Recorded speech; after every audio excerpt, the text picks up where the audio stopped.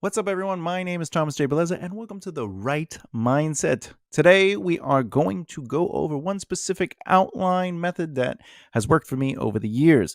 This particular outline method takes the traditional three-act structure, and it allows you to basically explore each act with three major sections, three major blocks, and expand to develop your story narrative. And it's usually done through plot points. Also may have heard of it as the 27 chapters.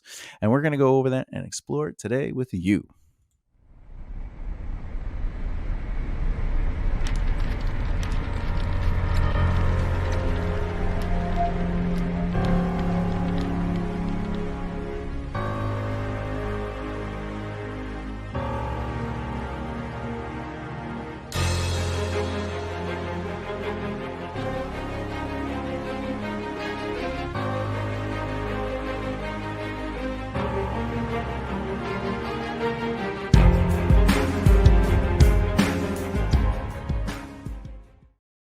Hello, welcome back, and all I have to say is a massive thank you to you for giving this particular video a listen.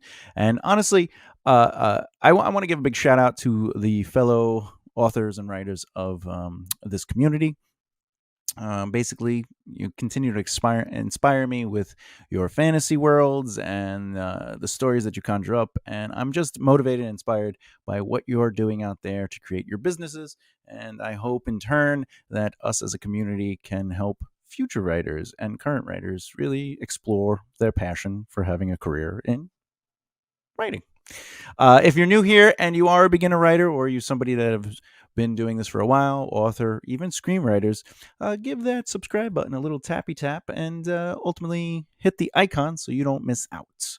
And while you're at it, like, comment, and share the video to help elevate others so they can learn to work, grow, and rise together as they develop the right mindset.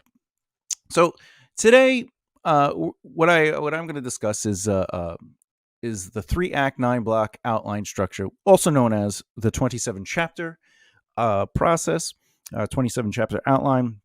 This particular method, as far as I know and all my research goes, is when I discovered it, it was through a Kat O'Keefe. She is a writer of books, and she makes videos about books. Occasionally, she will make videos about avocados, but according to Kat herself, she has yet to write a book about avocados. I don't know about you, but I am kind of looking forward to a book about avocados, maybe a Mr. and Mrs., or maybe a Mrs. and Mrs. Avocado, or maybe a Mr. and Mr. Avocado, whatever. How about they be avocados, whatever it is. Let's see those avocados. I basically found her by doing research on outlines, and I have always learned personally to develop my craft by just exploring what's out there. You know, there are things that I believed were the way to do it. There are things that I learned from other teachers. And occasionally when I'm hanging out with other writers, they'd be like, I do it this way. Or have you heard about the blank, blank, blank? It's sort of why every writer, especially in the screenwriting world, knows about Save the Cat. Your friend says something, hey, you saved the cat. And you're like, let me get Save the Cat. But when I get information, or when I'm trying to really take what I know and get the most out of it, I like to do a lot of research and discover new techniques. And Kat was somebody I found well researching. And I mean, there are several philosophies out there about the process that have basically influenced the 3-act structure. There are so many different variations, and some people take the 3-act structure and they make a 6-act structure out of it. They take the Act 1 broken into 2, Act 2 broken into 2, Act 3 broken into 2, and they have like a midpoint in each of them. And to me, this what Kat calls it is the 27 chapter outline. Basically, each act does that. Act 1 would have 3 blocks in it, and the first block is sort of like the setup, the second block is the conflict, and the third block is the resolve in that act. And then in each block, she has story points, and those points would be chapters the way she explains it. However, you're not restricted to the points or the chapters, as each point gets a chapter. You can do more with that. Personally, when I saw this, I became instantly a huge fan of it. I really like how she breaks down the psychology of the chapters, more importantly, the psychology of those story beats, those plot points, and how you are not necessarily restrained to one like chapter one is the ordinary world. So it doesn't mean it's going to take one chapter to do that. You can spread it out. You can add more chapters to it as you want. And the same thing with screenwriting. So it really was a nice look or a nice take on outlining, especially for someone who was very much three-act structure. This is how you do it, things like that. And not that I believe that was the only way you do it, but it was the way that was thrown at me. You have to do it this way. This is how you write a story. But as far as I can tell, again, through all my research, Kat O'Keefe is the one who created the 27 chapter outline method, also known as 27 point outline method. Please check out her YouTube channel, Katytastic. I will have a link for her YouTube channel in the description below. I absolutely recommend doing it. I love listening to her talk. She has a really great personality. It's an uppy personality. So if you're having a bad day, you could just listen to her go on and on about writing, and it really kind of, you're like, hey, that's some good energy. I really want to thank Kat O'Keefe for letting us in on her method. I mean, she created this method. She could have easily been like, I'm just going to hold this on to myself. But that's what I really like about the community of writers in person and online, are the writers that really say, this is not mine. This is ours. Because if we all have tools and techniques and skills, it allows us to learn and grow as a community. And the thing that can happen with that is we get great stories at it. We can build and elevate the skill set that is needed to write stories. We could support one another, and ultimately, you're going to hear me say all the time, work, grow, and rise together. We got to work together. We got to grow together and learn together. And we got to obviously rise together. And that's how you make a strong community. And that's really what the whole point of even doing educational videos is like, these are the techniques and these are things you should know. So what is the 27 point or the 27 chapter outline? Her method takes the 3-act structure and creates 3 subsections, which then divide those into 3 sections, right? So it's 3 acts, 3 blocks per act, and then 3 points or 3 chapters per block. And if you add that up, it's 27 points or 27 chapters. And as she puts it, if you are writing 27 chapters and it's about 3,000 words per chapter, you would get roughly 81,000 words for that novel. And by roughly, I mean that's literally the math, and that's what it would work out to be. This, in my opinion, is absolutely a decent amount for a fiction novel. Especially for first-time writers just trying to get comfortable with the new outline process and really trying to hone in on narrative. I'm a little higher with my books. We're talking 100, 120 words because I don't know how to shut up in my books. But I do personally. I don't necessarily write 27 chapters in my novels, or with my screenplays. I don't really have 27, beats. But what I do is I outline those points within the blocks, and then the way I use chapters is a little different than, say, like letting them just be like, this is the plot point, this is the beat, or whatever. I use chapters to kind of pace my story. So, a chapter could end up being 5 pages or 25 pages. It depends on what the chapter's purpose is.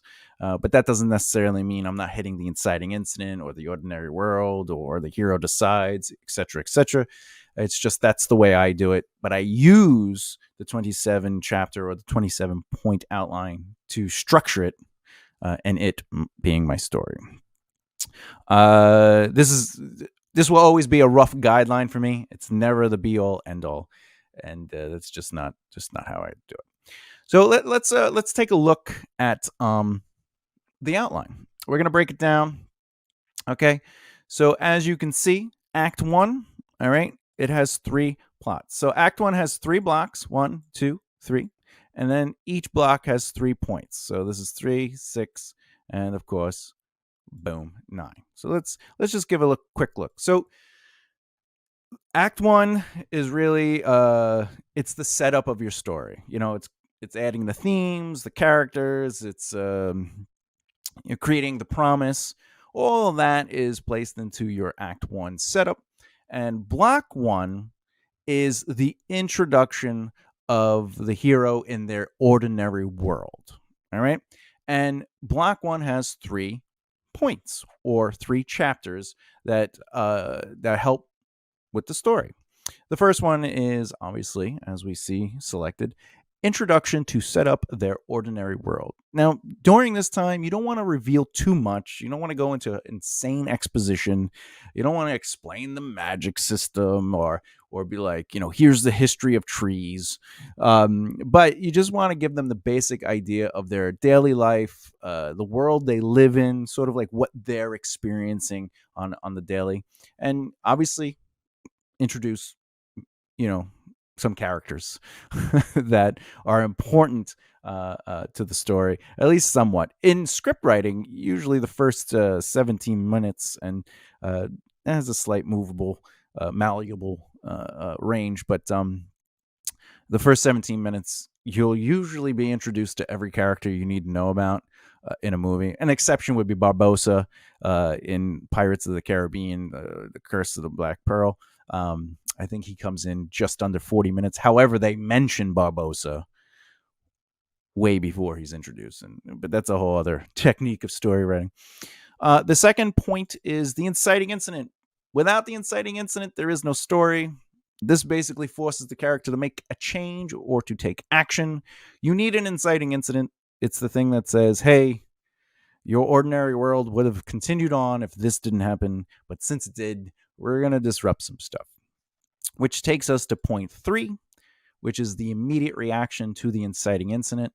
This is not the moment in your story where a character can take a beat and reflect on what just happened. This is there's urgency to this, but urgency doesn't necessarily mean they're rushing, or urgency doesn't necessarily mean they're fighting, and urgency doesn't necessarily mean that it's fast paced. Okay, urgency means that it's important.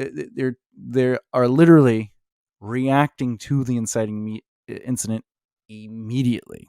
This is the part where this happens, so now this happens. I believe in Kat talks about in the Hunger Games, the inciting incident for Candace is, where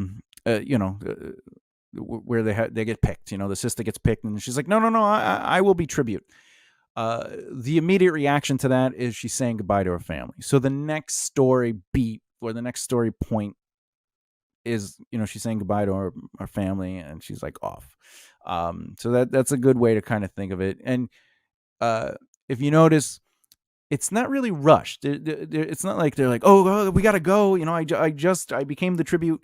I gotta say goodbye. I gotta get out of here. No, it breathes a little bit, but Candace isn't necessarily reflecting on her choice yet. She's just sort of, this is what I have to, and I already agreed to this, so now I got to jump in and say goodbye to my family. All right, and this takes us to Block 2. Now, Block 2 is where the problem disrupts the hero's life. So ultimately, the inciting incident happened. They had an instant reaction to it. And now they're getting into that the conflicted mindset of what's next. Stuff is happening, right? So point 4 is the chance for the hero to reflect and react to the long-term impact of the inciting incident. This is a great moment for your character to decide to rebel against the fallout caused by the inciting incident, or maybe they don't necessarily make the choice here, but they're thinking about it. They're discussing it either with themselves or with other characters. Whatever the case may be, it's their moment to say, what just happened? What did I just agree to? Or more importantly, where is this going? Right? Where could this go? What could happen? If I don't do this, what would happen? Right? And then that takes us to point 5, which is the hero decides to take action. Sometimes they don't decide to take the action. Sometimes you're writing a story and the character is not necessarily deciding to take action. They're being forced to take action. And that, again, that comes down to if you have an active or a passive character. And then point 6, immediate consequence of the action the hero took. So once they take action in point 5, as something happens because of the inciting incident, the same thing happens when you choose to take. When a character takes action, there's going to be immediate consequence of that action that they took. And that brings us to block 3, which is the hero's life changes direction. So everything's leading up to this moment where point 7 says the hero's life has changed as a result of the action they took, and it creates a lot of pressure and stress. Basically, you're building pressure during this point. You're keeping the readers on edge. Not only did they decide to take action, but their actions might have backfired, or maybe it didn't backfire, but it escalated the situation. And not necessarily in a bad way per se, but there is pressure. There's pressure to keep going. There's pressure, whatever the case may be. They're being thrown into this boiler room of of responsibility. And and then we come to point 8, which is the first pinch or plot twist will occur. This is tension is building, and the protagonist doubts if they can succeed. Also, a plot twist, just to throw it out there, is not necessarily like "I was your mother the whole time." It's just that a change or a movement of the story that not necessarily you didn't see coming. It's that moment where they do something out of the ordinary, or something in that world is just like, whoa, what just happened? Like, that was interesting. Like, I didn't know that existed. It's not necessarily like a dun dun dun moment, but it can be. You're more than welcome to do that. And then 9 is because of the pinch, the hero is pushed into the new world. And this isn't necessarily us exploring the new world yet, but it is the fact that we are in that new world. Something is about to happen. We are about to step into that new world. Let's see what happens, okay? And that takes us to Act 2. Now, Act 2 is the conflict. This whole section is going to be about the main conflict. Because Act 1 happened, it has led us into the world of conflict, okay? And point 10 introduces the reader to the new world, what has changed, and how does the hero feel about it. As you can tell, the main character has been completely forced into their new world.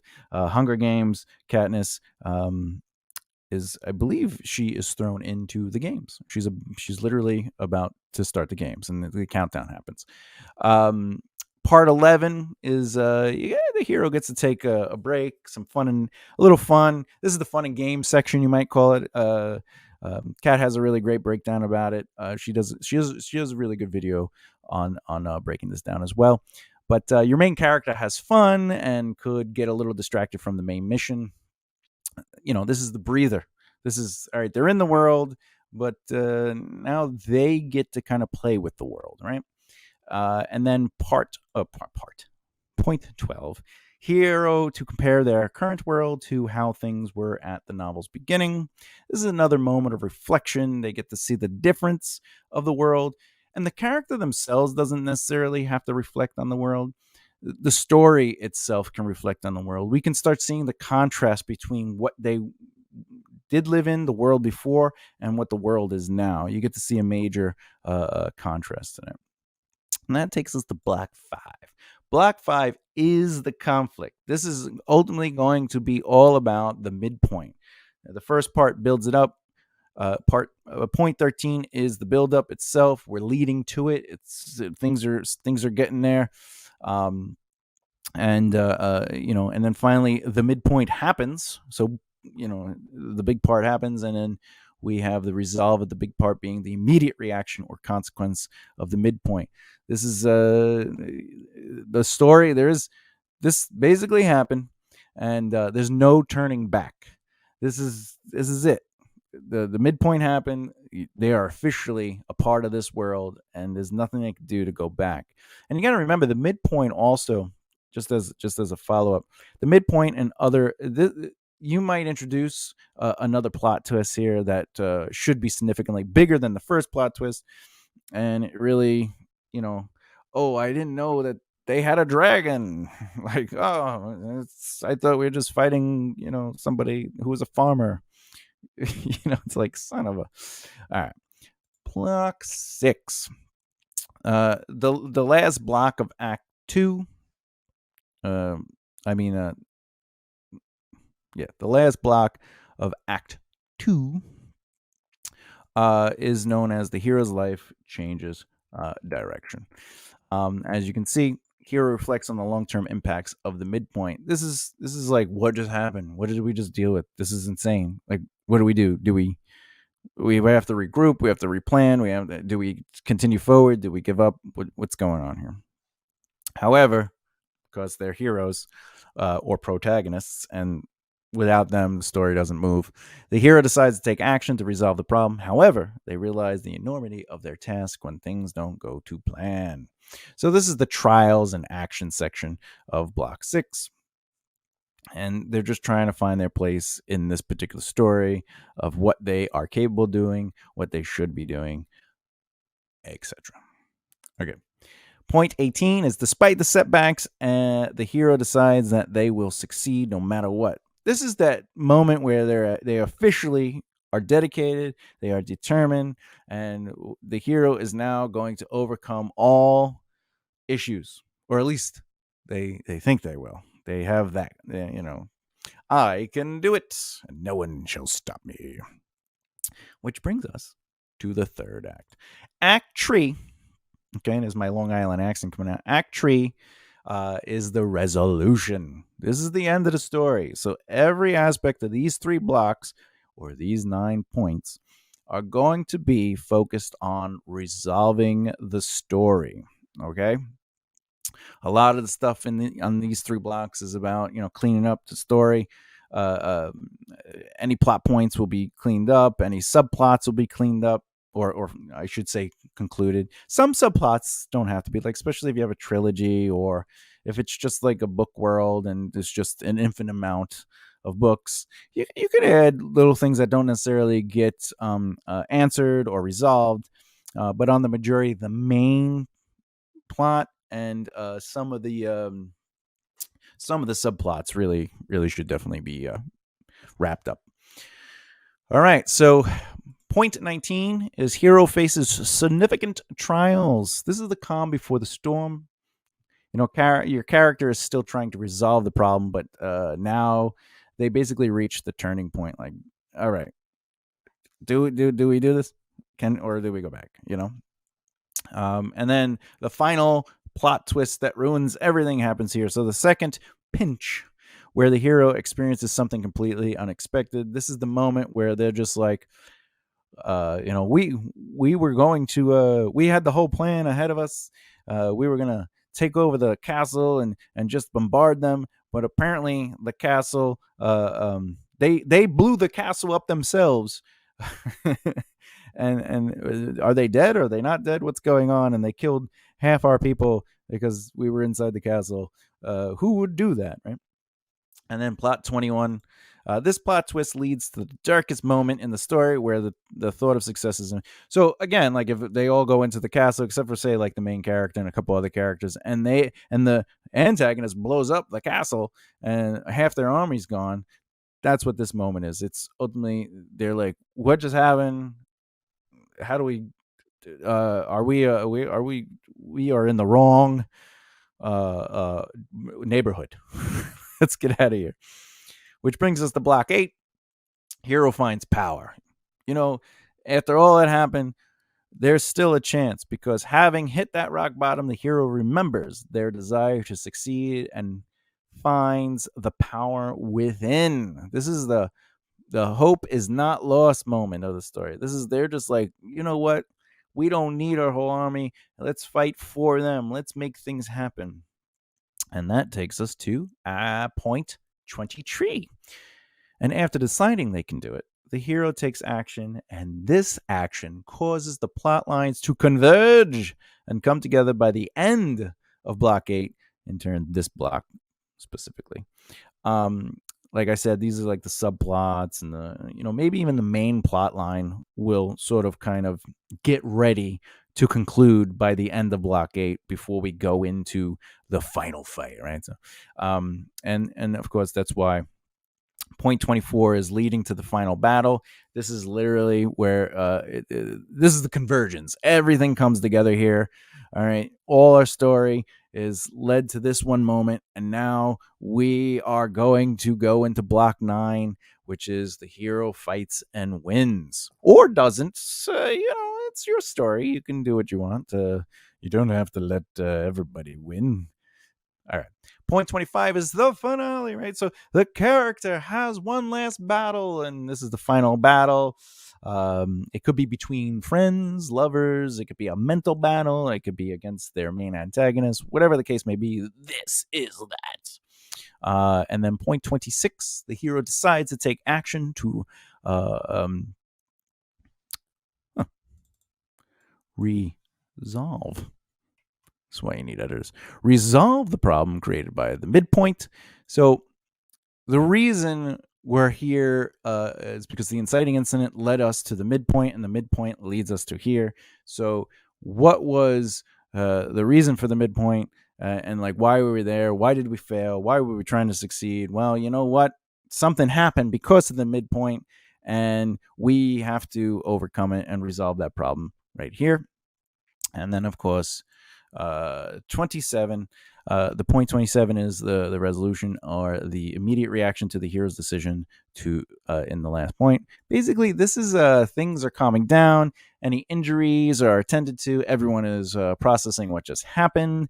This is the in Star Wars where they get the medals, or at the end of Star Wars, Return of the Jedi, where they're all dancing. That's point 27. All right. Beep. There you go. So my final thoughts are, this is only one form of outlining. Use other outlines if they work for you. This particular one works for me best.